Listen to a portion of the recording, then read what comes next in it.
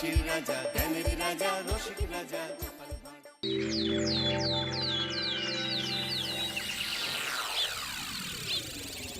উফ, এইবার এমন একটা দাও মারবো না যে কৃষ্ণচন্দ্র কেঁদে কুল পাবে না। কিন্তু সেটা একমাত্র সফল হবে যদি কৃষ্ণনগরের মন্ত্রী আমাদের পাশে থাকে। আরে ও তো মোহর ছাড়া আর কিছুই চেনে না। ওকে খবর দিয়েছি এক্ষুনি এলো বলে। রাজামশাই, কৃষ্ণনগরের মন্ত্রী এসেছেন। ওকে ভেতরে পাঠিয়ে দাও। প্রণাম খাম্বাজরাজ। এ কি রানীমা, আপনি? আমি তোমাদের কৃষ্ণনগরের রানী নই, আমার নাম ললনা। আমি হরেক রকমের গলায় কথা বলতে পারি। এটা আমার আসল গলা। ওরে বাবা রে বাবা রে বাবা, আপনি তো প্রতিভার জলজ্যান্ত রূপ। একে আপনি কোথা থেকে পেলেন খাম্বাজরাজ? বেশ কিছুদিন আগে একটা যাত্রা দেখতে গিয়ে ললনার সাথে পরিচয় হয়। ওর ব্যাপারে সবকিছু জানার পরে আমার মাথায় একটা বুদ্ধি খেলে যায়। তাই আপনি আমাকে ডেকে পাঠিয়েছেন, তাই তো? একদম তাই। আমার একটা পরিকল্পনা আছে। ছলে বলে কৌশলে ওই কৃষ্ণনগরের আসল রানীকে কিছুদিনের জন্য বাইরে পাঠাতে হবে, আর সেই সুযোগে সেসব দায়িত্ব আমার ওপরে ছেড়ে দিন। আমি নিজের দায়িত্ব নিয়ে ললনাকে কৃষ্ণনগরের রানীর সমস্ত আদব কায়দা শিখিয়ে দিয়েছি। এখন শুধু আমি বাকি ব্যাপার নিয়ন্ত্রণ করব। এখন মহারাজ বাৎসরিক হিসেব নিয়ে ব্যস্ত, তাই রানীমা চলে যাবেন আর তার বদলে ঢুকবে ললনা দেবী। তাহলে আর দেরি কেন? আজ রাতেই বেরিয়ে পড়ো। আর যদি আমার পরিকল্পনা অনুযায়ী এগোতে পারো, তাহলে কিছুদিন পরে তুমি হয়ে উঠবে কৃষ্ণনগরের রাজা। আমার কত দিনের আশা। চলুন তাহলে। হ্যাঁ চলুন, রাজবাড়ির বাকি ব্যাপার যেতে যেতে বুঝিয়ে দেব। রানীমা কিভাবে কথা বলেন, কাকে কি বলে ডাকেন, রাজবাড়ির কোথায় কি আছে সব।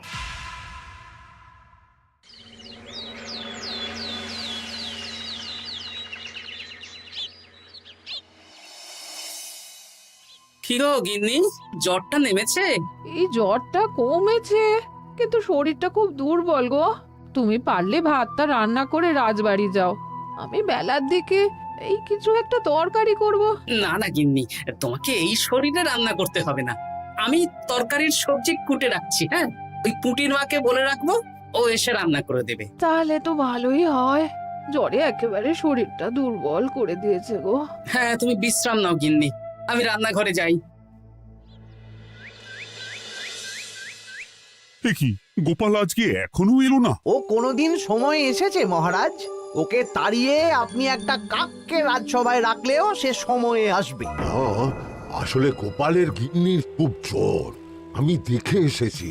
তাই হয়তো ওর গিন্নির সেবা শুশ্রূষা করতে গিয়ে গোপালের দেরি হচ্ছে। তোমাকে আর গোপালের হয়ে কাসুন্দি গাইতে হবে না। এই তোমরা থামো তো। একটু দেরি হয়ে গেল মহারাজ। আসলে গিন্নির খুব জ্বর, তাই কিছুটা রান্না করে এলাম। আচ্ছা আচ্ছা আচ্ছা, তা এখন তোমার গিন্নির শরীর কেমন আছে? আগের থেকে ভালো আছে মহারাজ, জ্বরটা কমেছে, কিন্তু শরীর খুব দুর্বল। বেশ বেশ, একটু যত্নআত্তি করো। যাই হোক, আজকে সারা বছরের খরচের হিসেব আর আগামী অর্থনৈতিক বছরের প্রকল্প নিয়ে আলোচনা হবে। আলোচনা শুরু করা হোক। বিগত অর্থনৈতিক বছরে বিভিন্ন খাতে মোট খরচ হয়েছে 15,700 মোহর, আর বিভিন্ন কর বাবদ উপার্জন হয়েছে 22,000 মোহর। তাহলে তো মহারাজ ভালোই লাভ হয়েছে। এবার আমাদের দিকে একটু নয়ন মেলে তাকালেই হয়। সেসব তো দেখবই, কিন্তু তার আগে আমি মন্ত্রীর সাথে বিগত বছরের সব খরচ নিয়ে হিসেবে বসবো। হ্যাঁ, বেশিরভাগ দায়িত্ব তো মন্ত্রীমশাইয়ের কাঁধেই থাকে, তাই উনি কোনো হিসেবে জল দিয়েছেন কিনা সেটাও পরখ করে নেওয়া যাবে। এত কাজের চাপ যাচ্ছে কদিন, শান্তিতে ঘুমোতেও পাচ্ছি না। মন্ত্রী, তুমি আজ বিকেলে রাজবাড়িতে চলে এসো। বিগত অর্থনৈতিক বছরের হিসেবগুলো একবার দুজনে বসে মিলিয়ে নেব।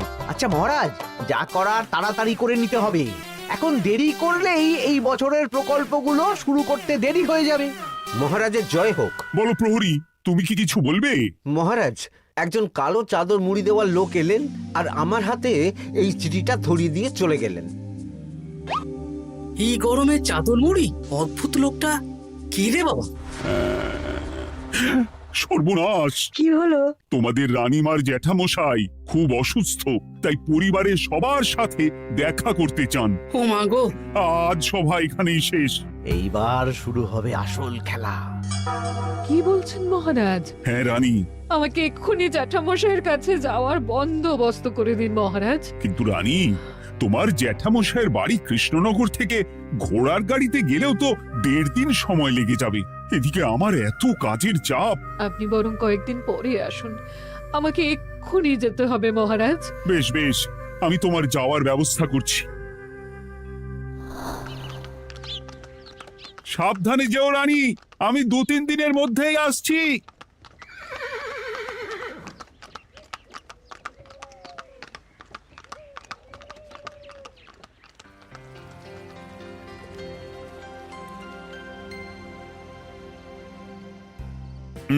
মন্ত্রী, বিগত অর্থনৈতিক বছরে আমাদের পাঠশালার উন্নতির জন্য কত খরচ করা হয়েছিল একটু দেখো তো। সব মিলিয়ে মোট 150 মোহর মহারাজ। কিন্তু আমার এখানে তো 170 মোহর দেখাচ্ছে। 170 মোহর? তা কি করে হয়? একই রানীমা, আপনি ঘোড়ার গাড়ি করে গেলেন আর হেঁটে চলে এলেন? সে আমার ব্যক্তিগত ব্যাপার, তুমি তোমার কাজ করো।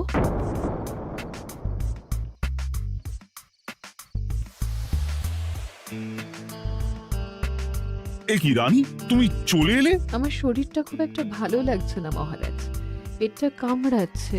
তাই সহিশকে বললাম ঘোড়ার গাড়ি নিয়ে জ্যাঠামশাইকে দেখে আসতে, আর আমি বাড়ি চলে এলাম। ও, সহিশ এসে খবর দেবে, তারপর আমি আর আপনি দুজনে একসাথে যাব। বেশ বেশ, ঠিক আছে রানী, তুমি বিশ্রাম নাও। বিশ্রাম না, আমি একটু স্নান ঘরে যাব, পেটটা কেমন মোচড় দিচ্ছে। মহারাজ কিছুই বুঝতে পারেনি, মজা জমবে।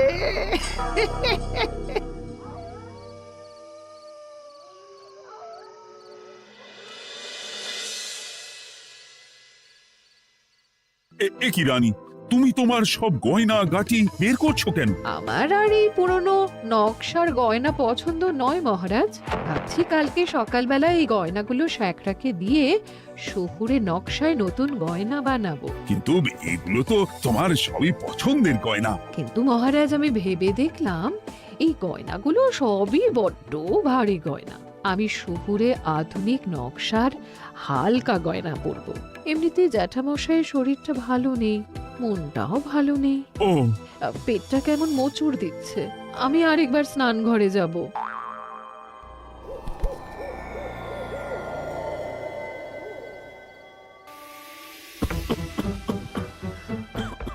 ওই তো মন্ত্রী মশাই এসেছে।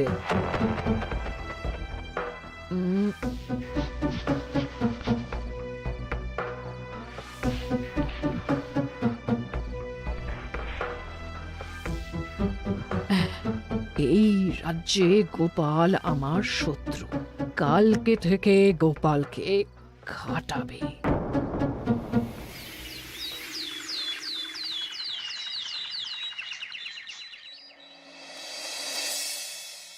হায় হায় হায়, কি হলো রানী, কি হলো?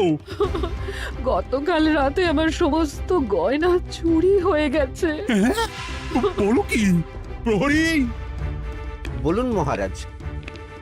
গতকাল রাতে রানীর সব গয়না চুরি হয়ে গেছে। তুমি আরেকজনকে নিয়ে এক্ষুনি খোঁজ করা শুরু করো। যথাজ্ঞা মহারাজ।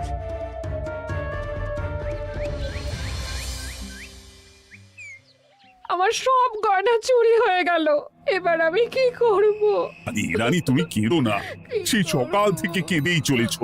আমি তো প্রহরীকে খোঁজ করতে পাঠিয়েছি। এই সব প্রহরী কর্মচারী কাউকে বিশ্বাস হয় না আমার। আজ থেকে সবাইকে ছুটি দিয়ে দেব। কি বলছো তুমি? সবাইকে ছুটি দিয়ে দিলে রাজবাড়ির কাজ কে করবে? কেন? আমাদের সবচেয়ে বিশ্বাসযোগ্য সভাসদ গোপাল আজ থেকে রাজবাড়ির সব কাজ গোপাল করবে। কি বলছো? আপনি কি বলতে চাইছেন? গোপাল বিশ্বাসযোগ্য না? হ্যাঁ, গোপাল আমার সবচেয়ে প্রিয়। ওর চেয়ে বিশ্বাসযোগ্য আর কেউ নেই। কিন্তু কোনো কিন্তু না, বলবেন আপনার আদেশ। এক্ষুনি গোপালকে ডেকে পাঠান। যেমন তোমার ইচ্ছে। গোপাল, গতকাল রাতে রানী সব গয়না চুরি হয়ে গেছে, তাও আবার ঘরের ভেতর থেকে। আমি চাই তোমার মতো বিশ্বাসযোগ্য লোকই রাজবাড়ির সমস্ত কাজ করুক। মানেটা ঠিক বুঝতে পারলাম না রানীমা। মানে আমি রাজবাড়ির বেশিরভাগ কর্মচারীকে ছুটি দিয়ে দিচ্ছি, তার বদলে রাজবাড়ির কাজ করবে তুমি। কিন্তু কোনো কিন্তু না। রাজসভার ভাড়ামো অনেক হয়েছে, এবার থেকে তোমার কাজ বাসন মাজা, ঘর মোছা, কাপড় কাচা, পুরো রাজবাড়ি ঝাঁট দিয়ে পরিষ্কার করা। এই সেরেছি। যাও, রান্নাঘর থেকে বাসন নিয়ে পুকুর পাড়ে গিয়ে বাসন মাজবে। এ কি গোপাল, রাজসভা থেকে সোজা পুকুর পাড়ে? এ কি হয়েছে নাকি? খুব হাসি পাচ্ছে না? হাসি তো পাবেই, নতুন রানীমা আসার পরে তোমার এই হাল করে ছেড়ে দিল। নতুন রানীমা? না, আসলে ঘটা বলতে চাইছে রানীমা তোমাকে নতুন চাকরি দিয়ে এই হাল করলো। ও যা হয়েছে ভালো হয়েছে, আমার পেছনে না লেগে নিজের কাজ করুন যান। কোথায় কি বলতে হয় জানিস না নাকি? অভ্যেস নেই তো, তাই মুখ ফসকে বেরিয়ে গেছে।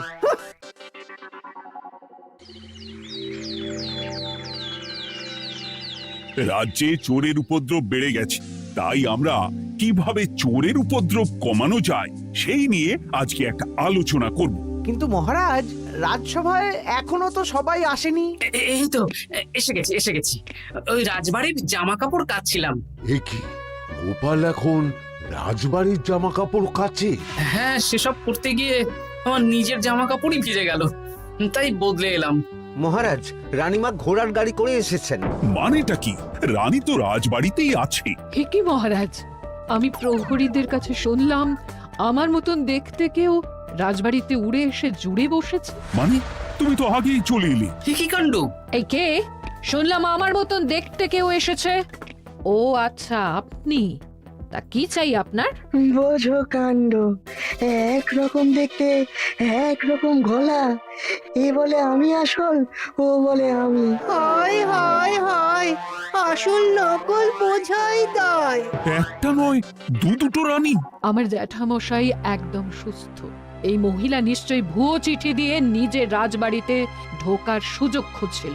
একদম বাজে কথা বলবেন না। আপনি কে সত্যি করে বলুন। সমস্যা সমস্যা, ঘোর সমস্যা।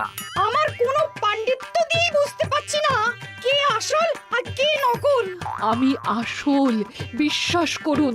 আমি তো এই মাত্র এলাম। না, আপনি নকল, আমি আসল। কিভাবে বুঝবো? আমি বলবো মহারাজ, এই যে এই রানী আসল। হ্যাঁ, কিন্তু মন্ত্রীমশাই, আপনি কি করে বুঝলেন? না মানে এই রানীমা তোমার উপরে এত ভরসা করে রাজবাড়ির কাজ করাচ্ছেন, কাউকে বিশ্বাস করেননি, একমাত্র তোমাকে বিশ্বাস করেছেন। এত ভালোবাসা, এত বিশ্বাস কার থাকতে পারে বলো? মানে গোপাল, তুমি রাজবাড়ির কি কাজ করছো? বাসন মাজা, ঘর মোছা, বাগান পরিষ্কার, অনেক কাজ করছি রানীমা। আপনার সব গয়না চুরি হয়ে গেল, তাই কাউকে বিশ্বাস করা যাবে না বলে ওই রানীমা আমাকে কাজে রাখলেন। এই ওই বন্ধ করে একটা উপায় বের করো। বেশ বেশ, আমি ধরে নিচ্ছি দুজনেই আসল। তাই আপনাদের দুজনকে আমি পরীক্ষা নেব, দেখব কে উত্তীর্ণ হন। তাই নাও। আপনারা দুজনেই তো সেনাপতিকে চেনেন, বলুন তো সেনাপতির আসল নাম কি? সনাতন সেন। আচ্ছা, আপনাদের বাপের বাড়ি কোথায়? বিজয়গড়। দূর গড়গড় করে সবই বলে দিচ্ছে, এভাবে হবে না, অন্য কোনো উপায় ভাবো। বেশ, সেনাপতি তলোয়ার দাও তো। দিচ্ছি। এই নিন, এই তলোয়ার দিয়ে মহারাজকে মেরে ফেলুন। আপনাদের মধ্যে কে মারতে চান বলুন। এসব তুমি কি বলছো গোপাল? মহারাজ আমার পতি পরমেশ্বর, ওনাকে আমি মারতে পারি? আমি স্বপ্নেও ভাবতে পারিনি গোপাল তুমি এই জঘন্য কাজ আমাকে করতে বলবে। আমি নিজের প্রাণের আহুতি দিতে পারি, কিন্তু মহারাজের গায়ে একটা আঁচড়ও দিতে পারবো না। উফ, খাম্বাজরাজ বেছে বেছে এক ধুরন্ধর নারীকে পাঠিয়েছেন, কোনো জবাব নেই। আমি বুঝতে পারছি না মহারাজ, এনাদের হাবভাব, কথাবার্তা, রূপ সবই একরকম। তবে যিনি ঘোড়ার গাড়ি চেপে এখন ফিরলেন, তিনি আসল হলেও হতে পারেন। আমি আসল, বিশ্বাস করুন। বললেই হলো? আসল হলে প্রমাণ করুন। বেশ, আজকে আর মাথায় কিছু আসছে না, আমি কাল আসবো। ততক্ষণ আপনারা দুজনে রাজবাড়ির দুটো ঘরে থাকুন। কি ছকমারিতে পড়লাম রে বাবা।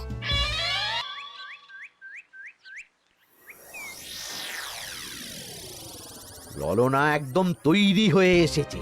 দারুণ মজা হচ্ছে বলুন। এবার শুধু একবার আসল রানীকে সরিয়ে ললনা যদি রানী হয়ে যায়, তাহলে রানীর গয়নার মতন সব আমার হাতে চলে আসবে। তারপর কি হবে? তারপর ধীরে ধীরে মহারাজকেও কায়দা করে সরিয়ে দেব, আর খাম্বাজ রাজ আর আমি এই দুজনে মিলে এই রাজ্য চালাবো। কি বুদ্ধি আপনার মাথায়!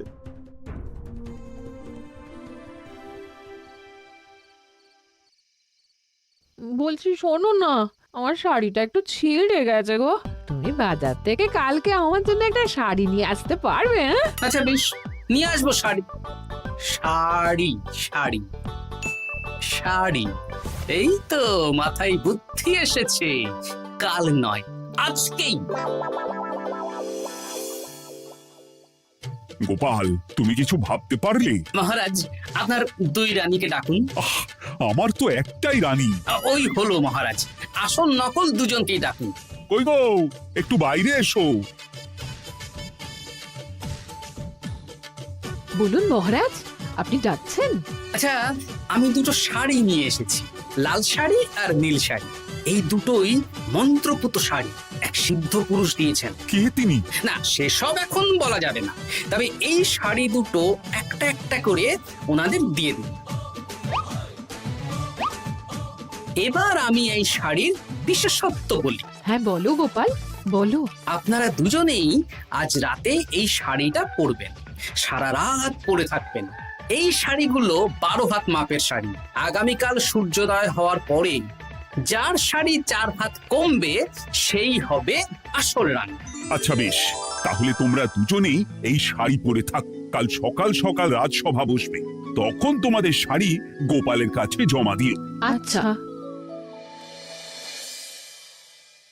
আমি যে নকল সেটা বুঝতে দেওয়া যাবে না। কি করে এই শাড়িটা 4 হাত কেটে ফেলে ওই দু ফল কাটার ছড়ি কেটে ফেলো। কালকে আবার মজা হবে।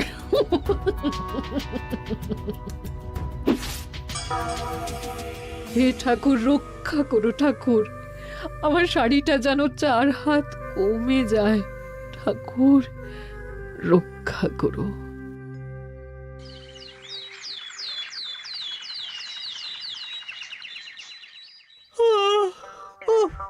এত সকাল সকাল রাজসভা, দূর, ভালো করে ঘুমটাও হলো না।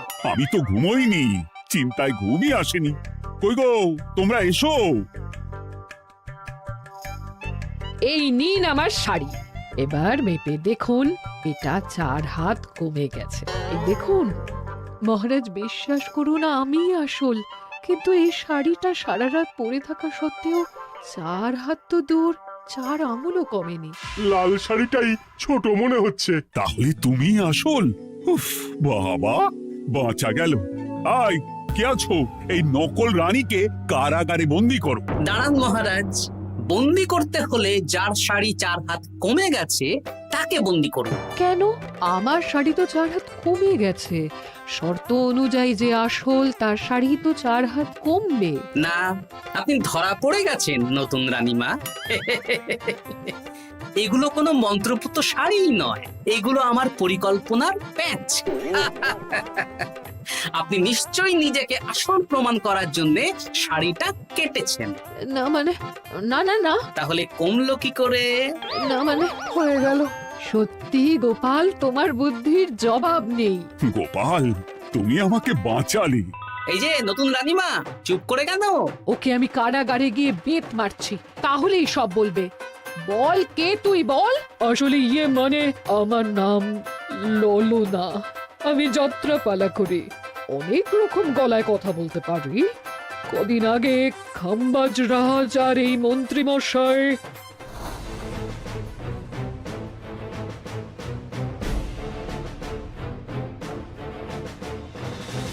বাহ বাহ বাহ বাহ বাহ, এ তো দেখছি ললনার ছলনা। তার মানে রানীমার গয়না? ওগুলো তো সব মন্ত্রীকে দিয়েছি, জানলা দিয়ে কাপড়ে পেঁচিয়ে নামিয়ে দিয়েছি। মন্ত্রী, তোমাকে আমি শুলে চড়াবো। ভুল হয়ে গেছে মহারাজ, আমাকে ক্ষমা করুন। প্রাণে মারবেন না, সব গয়না ফেরত দিয়ে দেবো মহারাজ। তুমি শত্রু রাজ্যের প্ররোচনায় এত বড় ক্ষতি করতে চেয়েছিলে? ক্ষমা করুন মহারাজ, ক্ষমা করুন। সেনাপতি, মন্ত্রীকে 1000 বার বেত্রাঘাত করো। আর এই ললনার কি হবে? আমি অনেক দিন ধরে বাড়িতে একটা কাজ করার লোক খুঁজছি, ওনাকে পাঠিয়ে দিন। আমার গিন্নি শুয়ে বসে থাকবে আর উনি খাটবেন। নয়, হ্যাঁ, ললনার ছলনা ভেস্তে গেল।